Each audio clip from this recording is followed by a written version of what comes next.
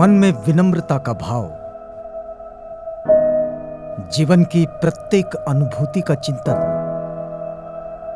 चित्त की चंचलता की संयमित साधना, जीवन के अनित्यता की समझ निब्बाण के रास्ते खोल देती है। आज की बात।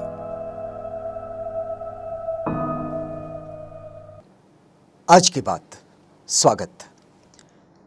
आप जानते हैं कि आज की बात में इस समय हम लोग तथागत के वचनों से जो मार्गदर्शन हमारे जीवन के लिए आता है उसे हम अपने पक्ष में समझने का प्रयास कर रहे हैं। और इस प्रयास में हमने पिछली कड़ी में देखा था कि कैसे हम अपने माता पिता की चिंता करें, अपने माता पिता की सेवा करें और अपने माता पिता की रक्षा करें। जिस रक्षा का जो भाव है, ये भाव हमें वहाँ से आता है जब हम अन्य तरीके से सारे जीवों की रक्षा में लग जाते हैं। इसी कड़ी को आगे बढ़ाते हैं और आपको समझाते हैं कि ये शीलों का हिस्सा हो गया। बौद्धों की जीवनचर्या में दान, शील, समाधि, प्रज्ञा ये बड़े महत्वपूर्ण अंग हैं। करुणा इसके साथ जुड़ जाती है। ये बड़े महत्वपूर्ण अंग हैं बौद्धों की जीवन शैली के। अभी हम समझेंगे कि जैसे कोई दान करता है। बहुत सारे लोग हम लोग देखते हैं अपने आसपास में, लोग कहते भी हैं कि भाई हमने फलां चीज़ का दान कर दिया। तो देखिए कि जब कभी दूसरे को दान करना पड़े तब अपने हृदय से सभी प्रकार का लोभ हटाने की भावना रखनी चाहिए। बहुत सारे लोगों में ये बड़ी दिक्कत होती है कि वो जब दान करते हैं तो इस बात के लिए बड़े चिंतित रहते हैं कि हमारा नाम वहाँ किसी शिला पर लिखना चाहिए, और उसके सिवाय वो उस दान को करते नहीं हैं। छोटी छोटी चीज़ों का दान करते हैं लेकिन उस पर भी अपना नाम लिख लेते हैं। जैसा हम पुरातन समय में देखते हैं कि जो बहुत बड़े बड़े दानदाता हुए हैं उनके नाम शिलाओं पर लिखे हैं। तो शायद हो सकता है कि यहाँ भी लोगों को इस बात के लिए बड़ी आसक्ति रही हो कि भाई हम दान कर रहे हैं तो हमारा नाम भी होना चाहिए। लेकिन बौद्ध साहित्य इस बात को और बौद्ध परंपरा इस बात को थोड़ा सा हटकर समझाती है कि जब कभी कोई दान करें तो इस दान में किसी भी तरह का लोभ हमारे मन में नहीं होना चाहिए। अगर मन में लोभ है और दान हो रहा है तो उस दान का कोई खास मूल नहीं है। अपने हृदय से सभी प्रकार का लोभ हटाने की भावना रखनी चाहिए। सभा सम्मेलनों में सम्मिलित होते समय विद्वानों का संग साथ और बुद्धों की परिषद में प्रवेश करने की भावना हमने रखनी चाहिए। दान कर रहे हैं तो लोभ की भावना से बाहर हो जाना चाहिए। और जब कभी किसी सभा सम्मेलनों का हिस्सा बन रहे हैं तो सभा सम्मेलनों में सम्मिलित होते समय विद्वानों का संग साथ और बुद्धों की परिषद में प्रवेश करने की भावना रखनी चाहिए। इस भावना के साथ किसी सभा सम्मेलन का हिस्सा होना चाहिए कि यहाँ कुछ विद्वत जनों से भेंट होगी, यहाँ कुछ विद्वत जन मिलेंगे और वो विद्वत जन जिनके मार्गदर्शन को लेकर हम यहाँ से जाएंगे तो अपने जीवन को बेहतर बनाने के लिए हमें कुछ ऐसे नुस्खे मिलेंगे कि जिसके आधार पर हम अपने जीवन को अच्छा बना सकेंगे। इस भावना के साथ सभा सम्मेलनों का हिस्सा बनना चाहिए। फिर आगे कहा गया है कि देखिए, जब भी संकटों का सामना करना पड़े तब मन को स्थिर और शांत रखना चाहिए।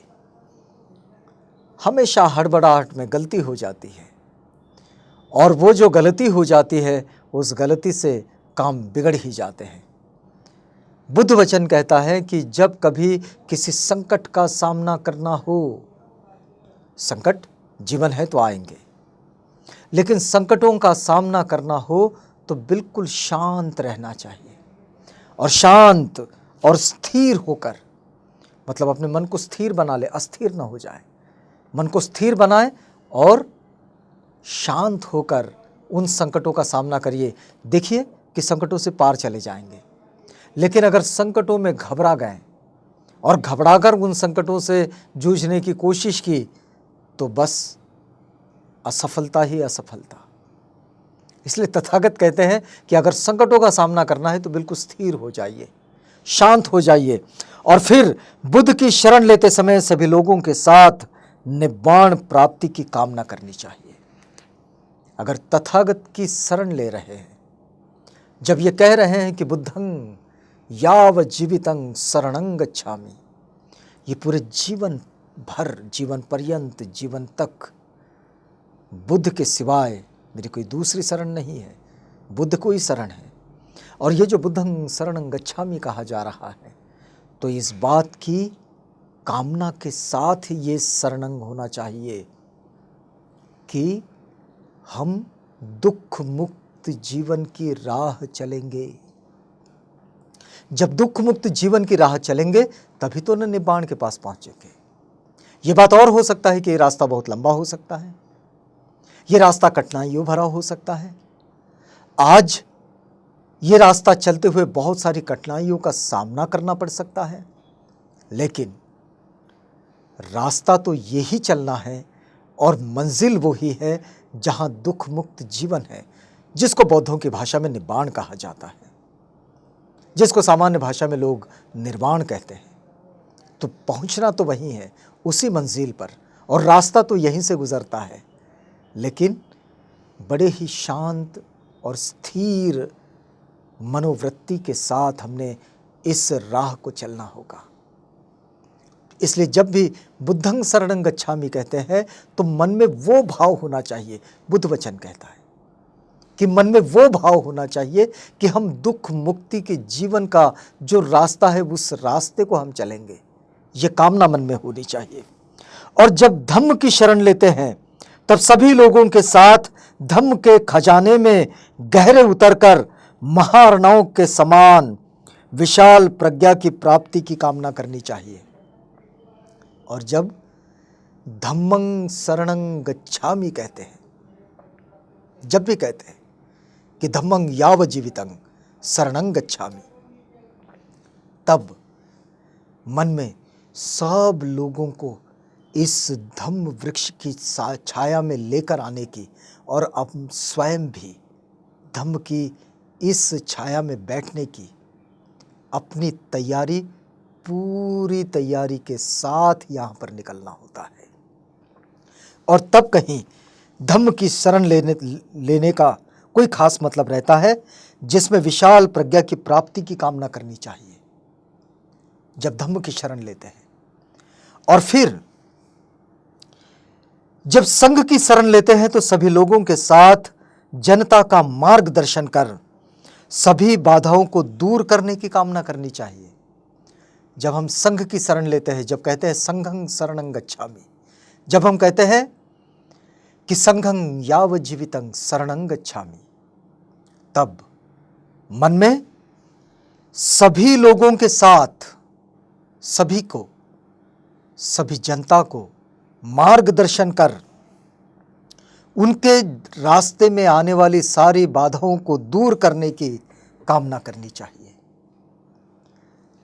तो ये 3 शरणों का जब हम गमन करते हैं, मतलब इन तीनों शरणों को हम स्वीकारते हैं, तब हमारे मन में ये भाव होना चाहिए, ये बौद्धों की आचरण शैली है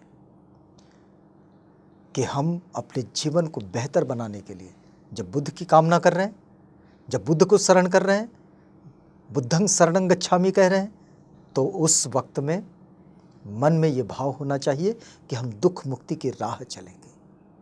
जब हम धम्मं शरणं गच्छामि कह रहे हैं तो मन में ये कामना होनी चाहिए कि हाँ, हम प्रज्ञा के उस शिखर तक पहुँचेंगे।